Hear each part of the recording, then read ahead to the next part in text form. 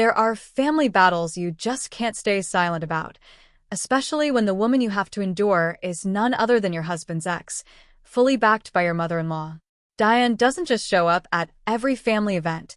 She makes sure to hurt me in every way she can. The breaking point?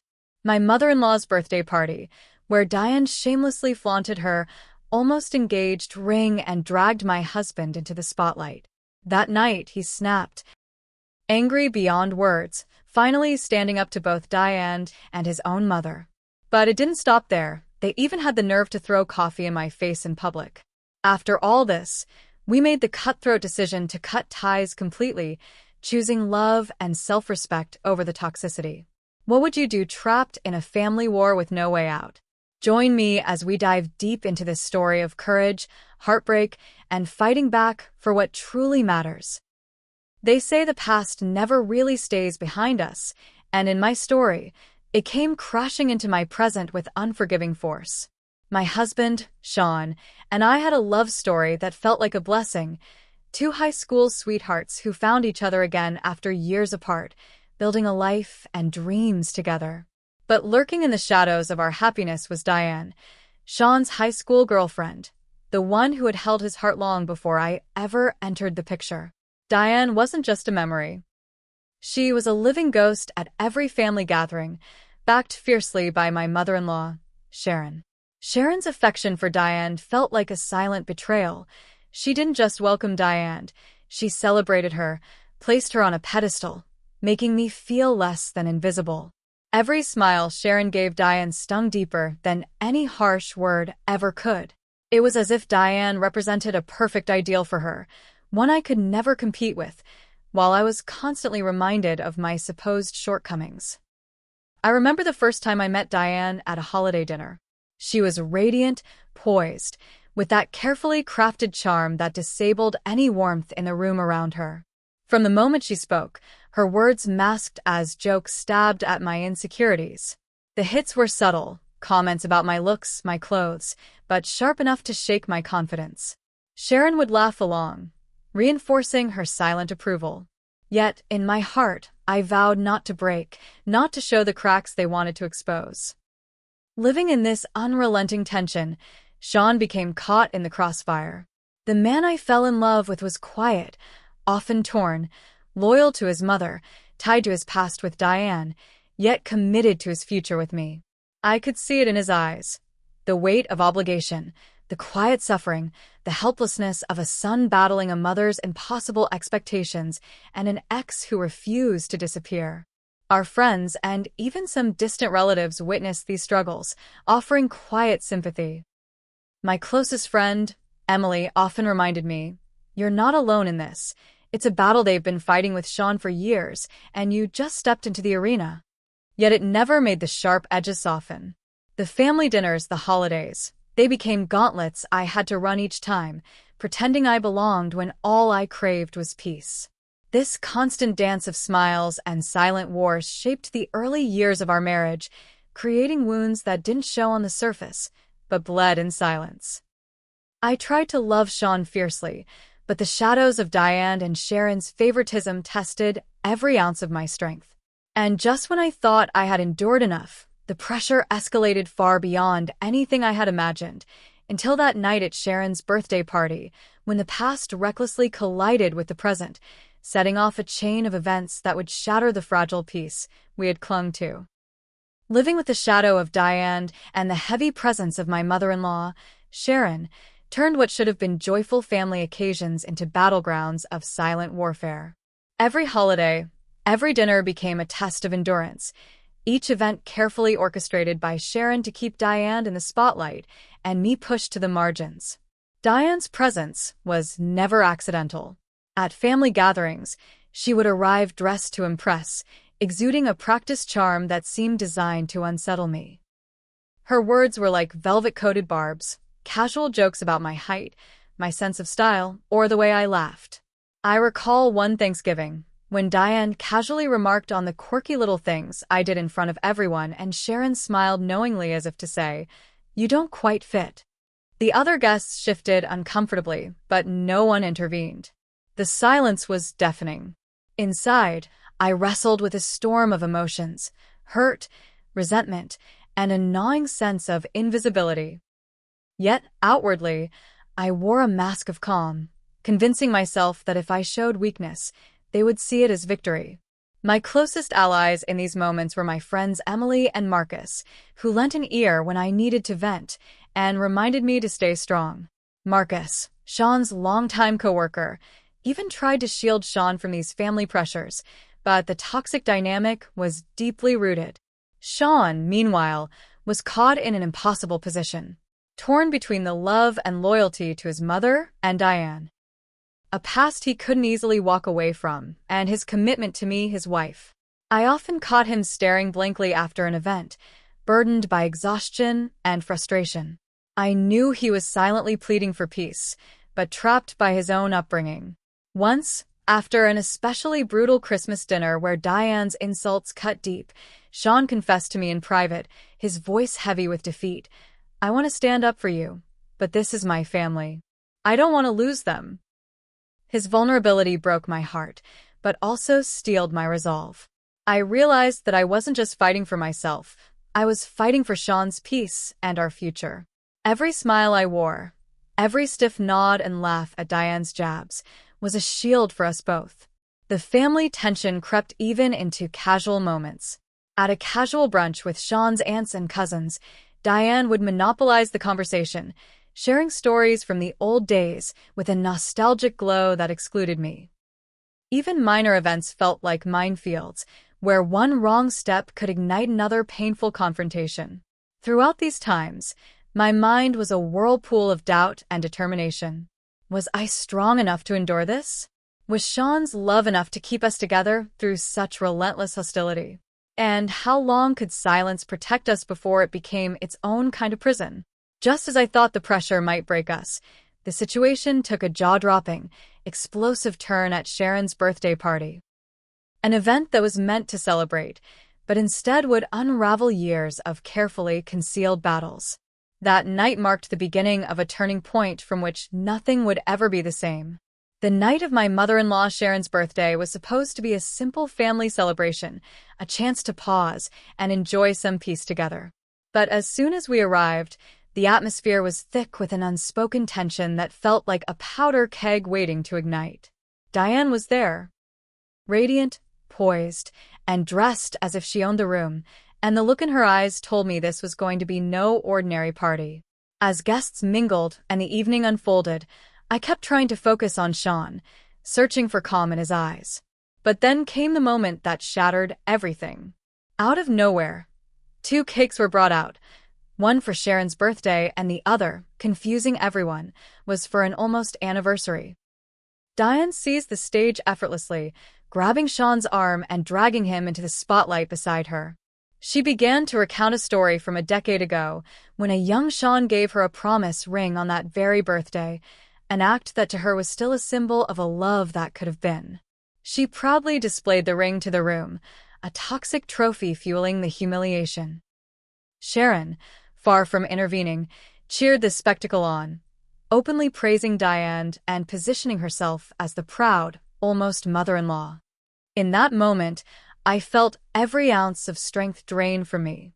The room fell silent, eyes locked on us as if this were some twisted play, and I was the unexpected villain. Sean's face darkened with a storm I had never seen before, a mixture of fury, shame, and exhaustion. Finally, the dam broke. Sean's voice cut through the silence like a thunderclap. He unleashed years of pent-up frustration, calling out Diane and Sharon with words so raw and biting that even the most familiar faces gasped. He called them shallow, delusional, and the trashiest people he'd ever known, and for once, he was saying what needed to be said. His outburst wasn't just anger, it was a declaration of freedom from the chains that had bound him for so long. As he stormed out with me, leaving the stunned crowd behind, I saw in his eyes a flicker of hope. Hope for a life where we defined what family meant, not dictated by toxic legacies or unyielding loyalties. But beneath that hope was a maelstrom of pain. He whispered as we left, "I've carried this alone for too long. And I realized then how much he had sacrificed to keep peace, how deeply he had suffered in silence.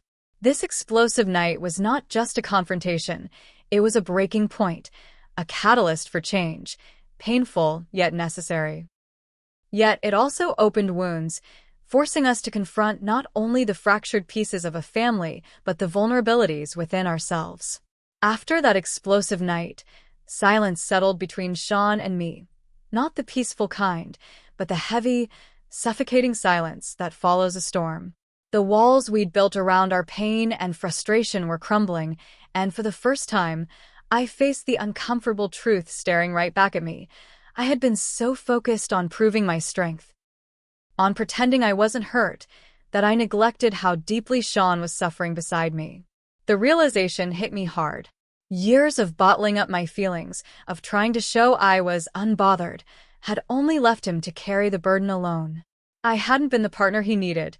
I had made this a silent battlefield for myself, dragging him into a war that was his to fight too. The guilt was overwhelming, but also a doorway to something new, honesty and growth. I remember the night I decided to break the cycle. I skipped work to prepare a quiet, heartfelt apology dinner for Sean. I baked a chocolate cake with "I'm sorry" written on it, a small gesture, but heavy with meaning. When he came home, the surprise softened the tension between us. We sat down, and for hours, I told him everything I had kept inside. My fears, my need to appear strong, the exhaustion of hiding my vulnerability. Sean listened, not just with his ears, but with his heart. He shared his own pain, the loneliness of enduring years of emotional turmoil without me truly standing beside him. "I wasn't just protecting myself," he said softly. "I was trying to protect us." That night, the walls started falling not with harsh words, but with raw honesty and tears. Our friends, especially Emily and Marcus, saw the change too. Emily said later, "It's like you both finally stepped out of that toxic fog." Marcus offered practical support, helping Sean set boundaries with his family and encouraging me to speak up more. This wasn't just healing between two people, it was a transformation that reshaped how we faced our battle together. But healing wasn't a straight path. Old habits pulled us back, moments when I slipped into silence, when Sean hesitated to share. Each time, we caught ourselves, reminding one another that vulnerability was strength, not weakness. We practiced saying no to toxic dynamics, carving out space where our love, not the past, dictated our story. This chapter of our lives wasn't just about forgiveness. It was about reclaiming our union from the shadows of manipulation and hurt. It laid the groundwork for what came next, choosing courage over fear, partnership over isolation, and finally, a plan to leave behind the chaos that had nearly destroyed us. Just when we thought the storm had calmed, the war came crashing back into my life in the most humiliating and public way possible. It was a Thursday afternoon, a day like any other, a small moment of peace I carved out for myself at a local coffee shop near my office. But as I stepped in, clutching my hopes for a quiet break, they were waiting. Diane and Sharon. Two faces I dreaded but couldn't escape. Without warning, they launched their petty assault. Coffee splashing across my face, whipped cream smeared in my hair. The shock froze me for a heartbeat. Time slowed as the room around me blurred, gasps and murmurs from strangers mixing with the sticky cold running down my skin. My heart hammered, a mix of rage, embarrassment, and helplessness flooding through me. But amid the chaos, something inside me ignited. I wasn't going to be the victim anymore. I was no longer willing to shoulder their cruelty silently, to hide behind forced smiles or witty comebacks. This attack wasn't just an act of malice. It was a brutal message that they wanted to control my life, shame me, and break me. Sean stood beside me, steady and resolute. Together, we called the police, reported Diane and Sharon's harassment, and decided to take legal action. Though their punishment was minor, a slap on the wrist and a fine. The symbolic power of pressing charges sent a clear message. We would no longer tolerate this toxic cycle. Our friends rallied around us. Emily drove me to the coffee shop afterward, offering comfort and fierce encouragement. Marcus helped Sean navigate the legal system, reminding him that standing up wasn't just for us, but for anyone trapped in similar family battles. The support reminded me how important it was to have allies, not just in love, but in life's difficult fights. This incident became a turning point, a line drawn in the sand.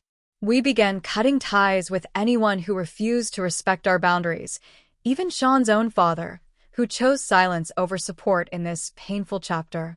The decision was wrenching, brimming with sorrow and anger, but necessary.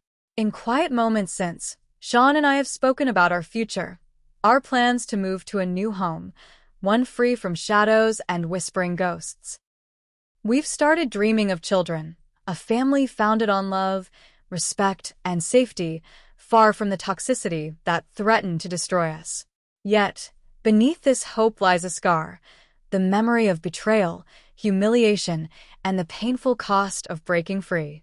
But it is also a testament to our growth, our courage to choose ourselves and each other over the suffocating ties of the past.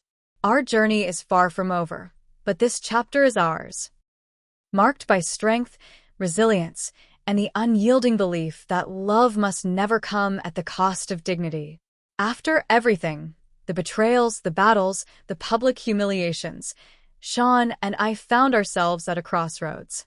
The ties that once bound us to our families had frayed beyond repair, and the only path forward was one we would carve out ourselves. We made the painful, yet powerful decision to sever contact. Not only with Diane and my mother-in-law Sharon, but also with Sean's father and other relatives who chose silence over standing by us. It was a heartbreaking choice, like closing a chapter we never wanted to end, but necessary for our own sanity and survival. Every goodbye carried a weight of grief, but also a flicker of hope that maybe, just maybe, peace was finally possible. Our conversations turned to the future, plans for a new home, a fresh start away from the shadows that haunted our past. We dreamed aloud of walls that would witness only love, laughter, and safety, not whispered criticisms or old grudges. In this new space, we would write our own family story, one without toxic ghosts or manipulative games. The idea of having children, something we had once hesitated to speak about, became a beacon of hope. We envisioned raising them in an environment where respect and kindness were non-negotiable, far from the bitterness that had marred our own upbringing. It was a chance to rewrite our destinies, to heal the wounds by building something beautiful together. Yet, beneath this hope, the scars remain, a reminder of the battles fought and the price paid. Some nights, the memories creep back and vulnerability resurfaces.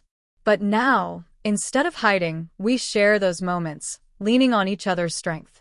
Our journey of healing continues, not as victims, but as survivors forging a resilient bond stronger than any family feud.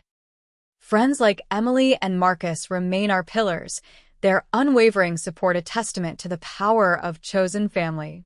We've learned that love isn't just about blood ties, it's about respect, trust, and standing up for one another even when the world feels against you. As we look ahead, we understand life won't hand us perfect days on a silver platter. But armed with the lessons of our painful past, Sean and I are ready to face whatever comes. Together, unbreakable and fiercely protective of the new life we're building. And so, this story doesn't end with a perfect fairy tale. Instead, it closes a difficult chapter and opens the door to hope, strength, and the courage to choose happiness on our own terms. As I sit here reflecting on everything we've been through, the pain, the battles, and finally the strength to walk away from a toxic past, I feel a mixture of relief, sadness, but above all, hope. Hope that by sharing my story, others who feel trapped in similar family struggles will know they are not alone. It hasn't been easy. There were moments I questioned if love was enough to withstand so much hurt. But now, standing beside Sean, I finally believe that sometimes the greatest act of love is choosing to protect yourself and each other, no matter the cost. Thank you so much for taking the time to listen, to walk this difficult journey with me. Your support means the world. If this story touched you or gave you strength, Please like this video, share it with anyone who might need to hear it, and subscribe to our channel for more real, heartfelt stories. And most importantly, I'd love to hear from you. Please leave your thoughts, advice, or even your own experiences in the comments below. Your input helps us grow and create content that really matters. Together, let's build a community of understanding, courage, and healing. Thank you for being here.